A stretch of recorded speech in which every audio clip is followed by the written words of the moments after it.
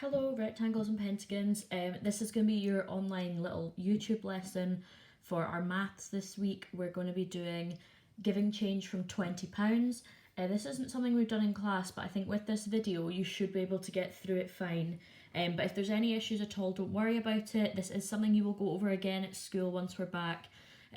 So don't worry, and just drop me a wee message on Google Classroom or Twitter if you want some extra help. That's absolutely fine. So, to remind ourselves that we are always giving change from £20, I'm just going to put £20 up at the top. £20.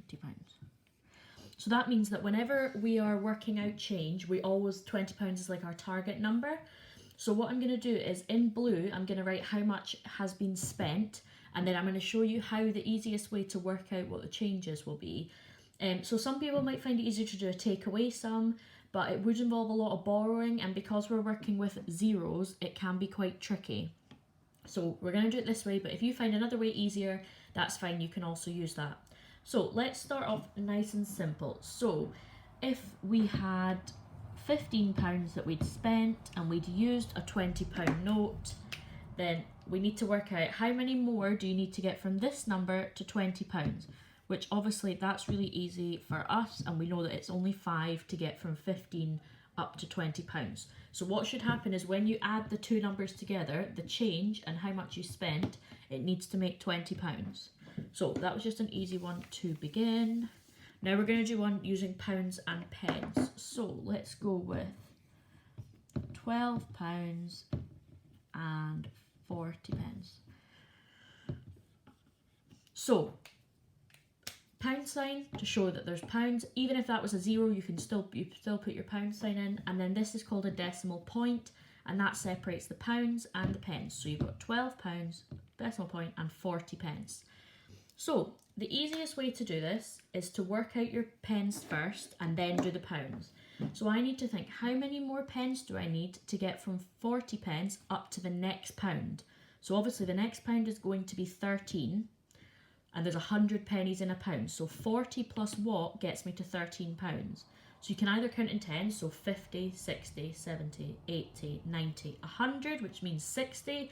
Or if there's another way, then you can work that out. So if I add 60 pence, then I'm going to be at £13. And then I think, how do I get from £13 to 20? So I know my number bonds to 20, and I know all of you do as well. So I know that 13 plus 7 is 20, so I have to add on £7.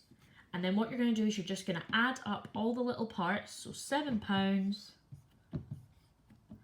and 60 pence would be your change. I hope that makes sense. It is quite tricky to explain over a video, but all I've done there is thought, I'll do my pence first and then my pounds. If you wanted to do pounds first, you could, but remember, if you'd added on £8 from 12 to get up to 20, you would have ended up with too much money, and 20 is our target number. So let's do another one together.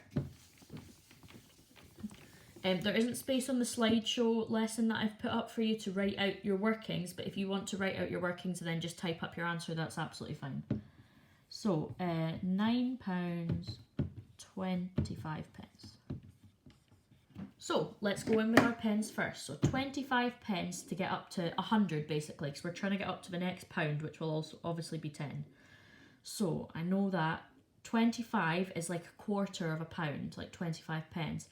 So I could add up in 25s, or if you wanted to add up in 5s, that's also fine. But I know that that would be adding 75 pence, which would take me up to £10.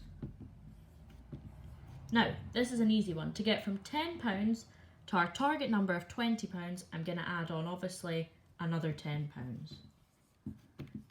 So then I put these two together, £10, and your change is 75 pence. So there's your change, and that is how much you spent. Let's do one more together and then go and try the questions. If you need any more examples, please let me know, and I'm happy to do those. Right, I've done some challenge questions for you, which are optional, but let's try those just now. £4.67. Right, so the way I'm going to do this is from 67 pence, we're just looking at our pennies just now, 67 pence to get to 70, I know I need 3p. So now I'm up at £4.70. And then to get from 70 up to the next pound, I need 10, 20, 30 to get up to £5. So I add 30p. So now I'm up at £5. So this is when I'm adding to get up the way. And then £5 to get to £20 is obviously adding 15. So then I put all of these together. So I've got my 15, my decimal point, and then I've got a 30p and a 3p. So I put those together and it gives me my answer. Sorry, I did that all in blue there. So I hope that makes sense to you.